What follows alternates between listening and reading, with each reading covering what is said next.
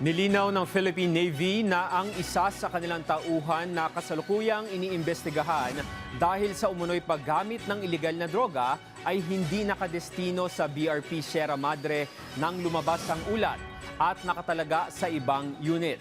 Ayon kay Philippine Navy spokesperson Captain Marisa Martinez, ipinatutupad na ang mga nararapat na administrative at operational measures alinsunod sa mga umiiral na polisiya habang isinasagawa ang investigasyon.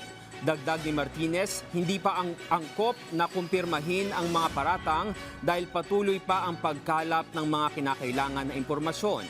Sumasailalim din aniya sa masusing verifikasyon at due process ang ulat at kung mapatunayang may sapat na batayan, ang sangkot na tauhan ay papatawan ng kaukulang parusa alinsunod sa batas, mga regulasyong militar at disciplinary measures.